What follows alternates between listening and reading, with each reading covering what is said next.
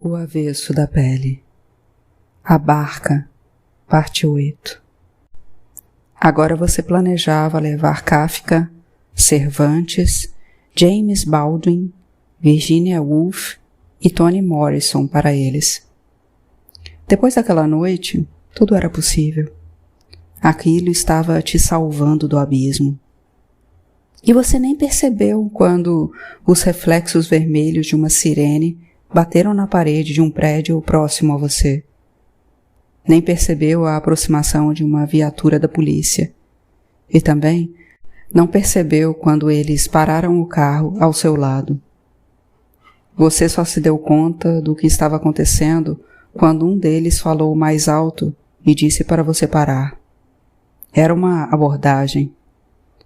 Sua cabeça ainda estava na sala de aula, ainda estava em Dostoiévski. Ele gritou para você parar. Gritou para você ir para a parede. Mas você não escutou, ou não quis escutar. Ele e os outros policiais estavam nervosos. Era só para ser mais uma abordagem de rotina. Só isso. Vamos, porra, colabora! Mas você não estava se importando mais com a rotina deles. Ele gritou novamente para você ir para a parede. Ele já estava te apontando uma arma. Mas para você já não fazia diferença, porque daquela vez eles não iam estragar tudo. Vocês tinham de estar lá. Vocês tinham que ver a cara deles quando comecei a ler. Vocês tinham que ver o silêncio deles. Vocês tinham que vê-los prestando atenção. Vocês tinham de conhecer o Peterson. Tinham de ouvir o que ele tinha para dizer sobre o livro.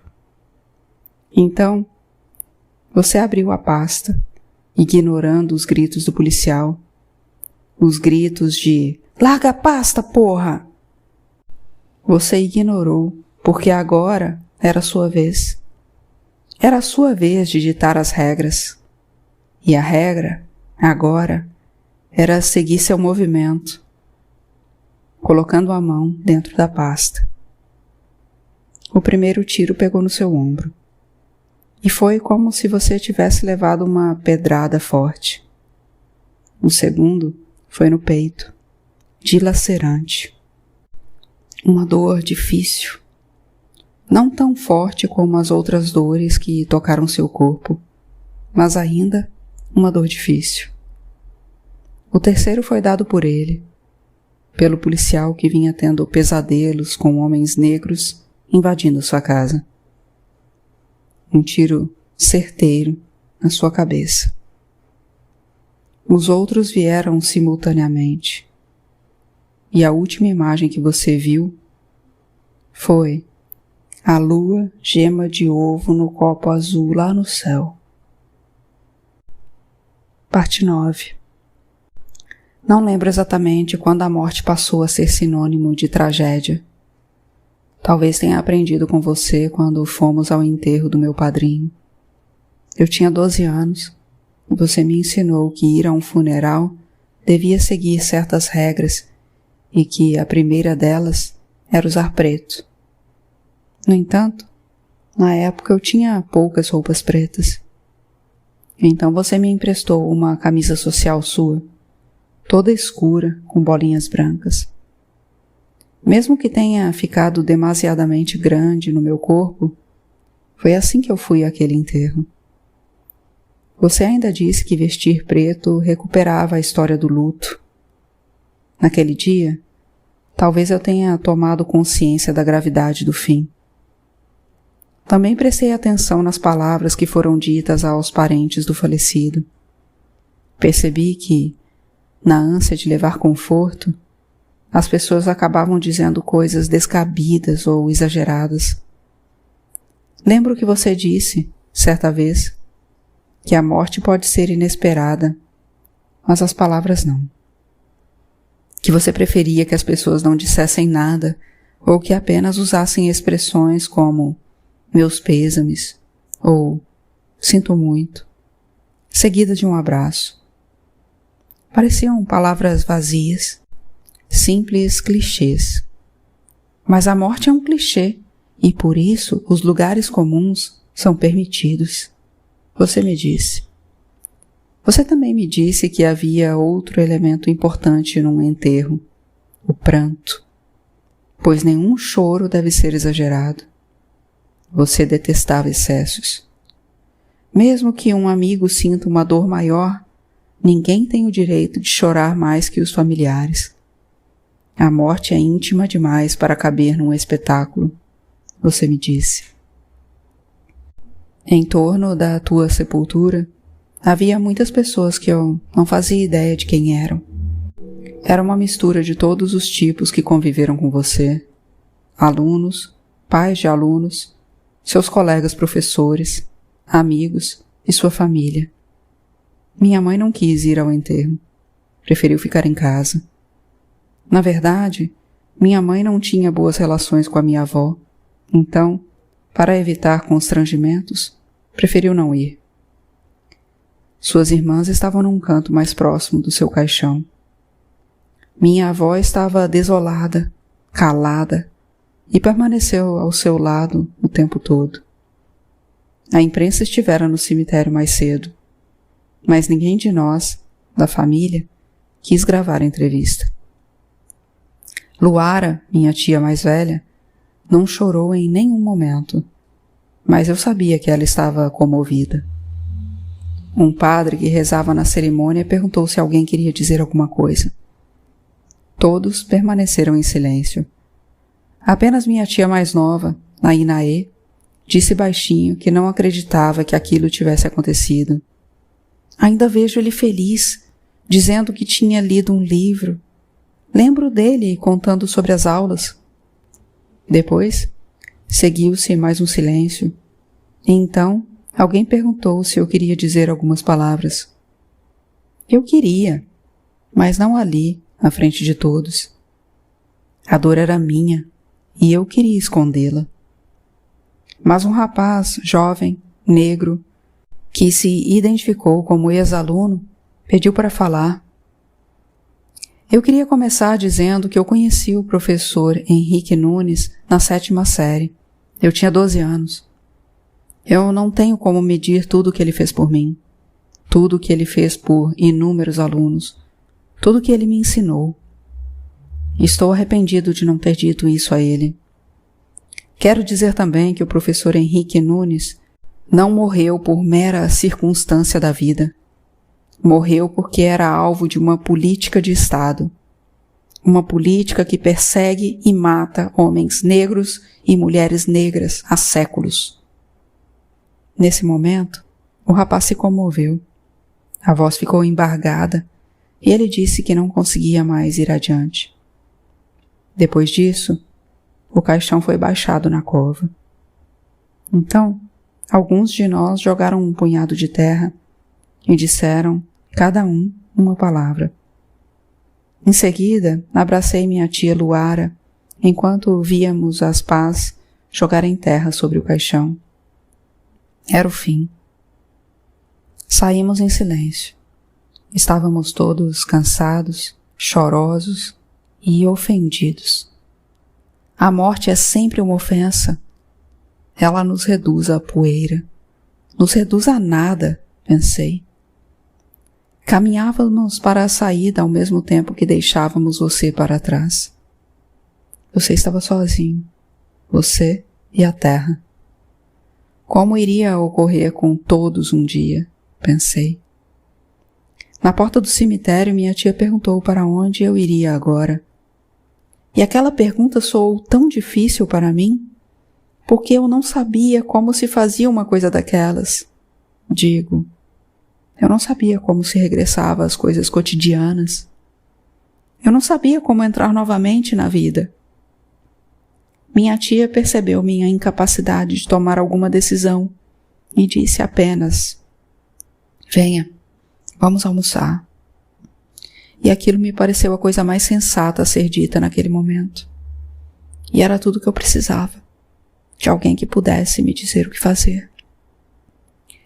Aquele dia foi o momento das recordações, choros e às vezes algum riso quando alguém dizia coisas engraçadas a respeito de você. À noite, fui para a casa da minha avó. Na verdade, passei alguns dias com ela. Depois de 3 dias, voltei ao trabalho e à faculdade. Era preciso retomar as coisas. Sua morte também fez com que eu me aproximasse mais de minhas tias. Dias depois, Sahariene me ligou. Marcamos de tomar um café, mas nunca aconteceu. Passei a ir mais vezes na casa da minha tia Luara. Estar com ela era como se eu pudesse recuperar um pouco de você. Porque ela me contava coisas sobre a sua infância, coisas que eu não sabia. Isso me confortava. Um dia fomos almoçar num restaurante e fiquei observando como as pessoas sempre olhavam para ela. Era como se sua cor retinta, os cabelos crespos e o corpo acima do peso fizessem dela sempre uma intrusa, uma indesejada. E pensei que você nunca tinha me dito nada sobre isso, sobre suas irmãs, por terem tido pais diferentes, por serem mais escuras que você, e sobre o que elas passavam em Porto Alegre, por serem sempre intrusas numa cidade racista como essa, pensei. Olhei para minha própria pele, e era a mais clara que a de meu pai e minha mãe. E talvez por isso eu tivesse sido parado pela polícia 2 vezes até ali. E fiquei pensando na crueldade de tudo aquilo. E tive vontade de chorar. E já não sabia qual era o real motivo. Se era por causa de sua morte, se era pelos olhares daquelas pessoas para minha tia, se era pela descoberta de que as mulheres mais pretas tinham de lidar com outras situações. Minha tia Luara pediu o cardápio e, enquanto esperávamos a comida, eu perguntei como ela suportava tudo aquilo. Tudo o quê? Ela perguntou. Tudo isso, de ser sempre julgada pela cor da pele. Minha tia me olhou com tristeza e disse que a gente se acostuma. A gente se acostuma com tudo. A gente se acostuma quando você caminha na rua e as pessoas recolhem as bolsas e mochilas. A gente se acostuma quando os próprios homens preferem as negras mais claras. A gente se acostuma a ser só. A gente se acostuma a chegar numa entrevista de emprego e fingir que não percebeu a cara desapontada do entrevistador. Mas não estou reclamando, porque com o passar dos anos eu aprendi a me defender bem.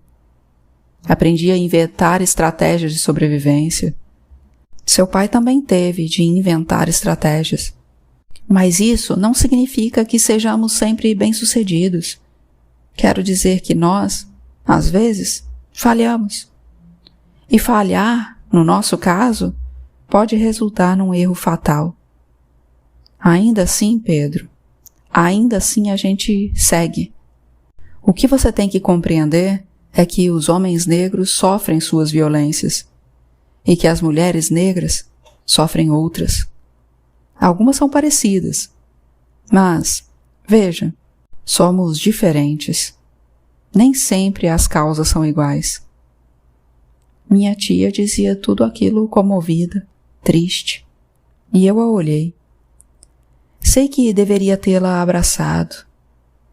Quando o almoço terminou, pedimos a sobremesa, e ela perguntou como iam meus estudos. Eu respondi que estava meio devagar, que muita coisa tinha me tirado a vontade de seguir. Foi então que minha tia pegou na minha mão e disse: "Continue, querido. Só isso. Continue." Parte 10. Acho que vocês nunca se preocuparam em organizar uma narrativa para mim. Sei que o tempo foi passando e o que foi dito por vocês, antes de minha memória, foi dito em retalhos. Então precisei juntar os pedaços e inventar uma história. Por isso não estou reconstituindo essa história para você nem para minha mãe. Estou reconstituindo essa história para mim. Preciso arrancar a sua ausência do meu corpo e transformá-la em vida. Para isso, não me limito ao que vocês me contaram. nem o que esses objetos me dizem sobre você. Não acho que devemos lidar apenas com a lógica dos fatos. Prefiro uma verdade inventada, capaz de me pôr de pé. Eu sei que essa história pode estar apenas na minha cabeça, mas é ela que me salva. Não gosto da morte, não gosto de partidas, mas você me ensinou a não ter medo da morte. E não gostar do fim é imprescindível quando se pretende algo da vida. Você me disse certa vez. Depois que você morreu, passei meses pensando na minha própria morte. Mesmo com tão pouca idade, eu pensava na morte, pois você, muito cedo, me deixou consciente da nossa finitude. E isso é triste, mas eu te agradeço. As pessoas que te mataram ainda estão soltas, e não sei por quanto tempo elas continuarão livres. Mas elas nunca saberão nada sobre o que você tinha antes da pele. Jamais saberão o que você carregava para além de uma ameaça. Por isso, sigo recontando a tua vida, que também é um pouco da minha. Investiguei os teus afetos através dos meus. Eu ainda não sei o que fazer com essa descoberta. Não sei o que fazer com essa verdade inventada. É inventando que consigo ser honesto. Sei que ninguém quer morrer da maneira como você morreu. Um fuzilamento. Sem chances de defesa. Você não teve a mesma chance de Dostoiévski, não é mesmo? Não houve nenhum salvo-conduto. Nada. Nenhum czar para te salvar. Mas sei que durante a vida você passou por essas tentativas de fuzilamento. A sua grande obra foi continuar levantando, dia após dia. Apesar de tudo, você continuou desafiando a possibilidade de morrer. No sul do país, um corpo negro será sempre um corpo em risco. A sua obra foram seus alunos, mesmo aqueles que nem se lembram de você. Sua obra foram as suas aulas tristes, suas aulas sérias, suas aulas apaixonadas. Eu queria ter morado num pensamento teu, como uma forma de amor, um amor entre pais e filhos, um amor intelectual, silencioso e delicado. Mas eu tenho a morte de um pai ainda muito próxima. Acho que inventei uma memória sobre você sem a distância e a maturidade necessárias. Sei disso, mas a minha ingenuidade é tudo que tenho. Essa história é ainda a história de uma ferida aberta. É uma história para me curar da falta daquilo que você, repentinamente, deixou de ser. Parte 11. Ninguém me pediu para vir aqui, mas eu precisava. Abro o guarda-roupa e me sinto como um invasor mexendo em suas intimidades. Intimidades que talvez eu não devesse conhecer. Ainda assim continuo, porque não sei até onde se pode ir na vida íntima dos pais. Não sei até onde suportamos descobrir suas fraquezas, maldades e perversões. Me sinto culpado, mas eu preciso continuar. Tiro algumas camisas do cabide, olho-as devagar, imaginando você nelas. Coloco-as em cima da cama e lembro do dia em que fomos almoçar e você estava usando essa mesma camisa azul listrada. Naquele dia, você estava feliz, porque um de seus alunos tinha ido cumprimentá-lo pela aula. Apesar de tudo, você ficava alegre com tão pouco. Naquele mesmo dia, eu estava tentando falar com você sobre a Sahariene, mas decidi não atrapalhar sua alegria. Além disso, desconfio que já sabia qual seria sua reação. Diria que meu relacionamento com Sahariene era uma coisa passageira, algo sem importância. Você é novo, ainda vai se decepcionar muitas vezes. Deixa pra lá, logo você arruma outra namorada. Mesmo que você tivesse razão, eu queria te contar, porque eu também queria te ouvir, e os pais também servem para isso. Mas acho que você não sabia ser pai, não da forma que eu esperava. abro uma gaveta e encontro uma foto da última escola em que você trabalhou. Ficava num bairro periférico de Porto Alegre. Eu nunca havia ido àquele local. Eu só conheci o lugar porque você morreu. Foi lá que seu corpo foi encontrado, estirado no chão com um tiro na cabeça e outros tantos espalhados pelo corpo.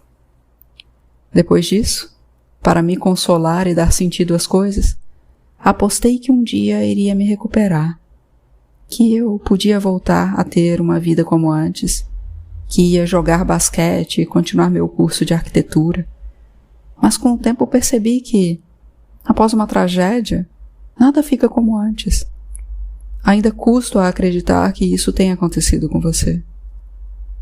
Eu sei que os negros são os que mais morrem por armas de fogo. Vemos isso a todo momento na TV. Mas a gente nunca acha que isso vai acontecer com a gente. Você assiste aquelas reportagens com os parentes das vítimas, pessoas negras em bairros periféricos, chorando, reclamando da violência, do descaso das autoridades. E a gente fica triste e solta um "que merda, quando isso vai acabar?" e volta a comer seu prato de arroz com feijão. Então, de uma hora para outra, assim, sem mais nem menos, é a sua vez de chorar um morto. É a sua vez de conhecer a dor da perda. E, de repente, estou na frente de uma câmera e de um microfone empunhado por um repórter que me pergunta como eu me sinto com essa tragédia. A partir dali, uma nova realidade se impôs e fui forçado a aceitá-la. Sabia que precisava ser forte e fazer o que tinha de fazer, enterrar meu pai e me consolar, suportar o luto. Na noite em que você morreu, meu celular tocou a 1h da manhã. Era minha tia Luara chorando. Ela me contou o que havia acontecido. Na hora não raciocinei bem. A gente nunca sabe como reagir a algo assim. Me vesti o mais rápido que pude e peguei um táxi. E no curto trajeto entrei no modo automático. Como se eu estivesse indiferente a tudo. Nada forte o bastante para que eu pudesse chamar de emoção. Acho que minha vontade de descobrir como tudo havia acontecido era maior que meu sofrimento. Há uma sutileza no modo como os efeitos de uma tragédia passam a nos agredir. Olhei pela janela do carro quando me aproximava do local onde iria ver seu corpo. Eu não sabia como enfrentaria a situação. Não havia em mim nenhum roteiro sentimental. Nada. Todas as emoções que se aproximavam pareciam inadequadas e imprecisas. E talvez essa fosse a verdadeira face dos efeitos daquilo. A normalidade do desconforto. Seu corpo havia sido levado para o Departamento Médico Legal de Porto Alegre. Quando estava próximo do local, pensei em ligar para Sahariene, mas logo em seguida desisti. Preferi não fazer isso. Não queria que ela viesse por pena de mim. Elisa já estava lá quando entrei no saguão do DML. Estava com os olhos vermelhos e tristes. Nos abraçamos e não dissemos nada. No departamento, reconheci seu corpo. Havia marcas dos tiros espalhados. Ao lado do corpo, sua pasta.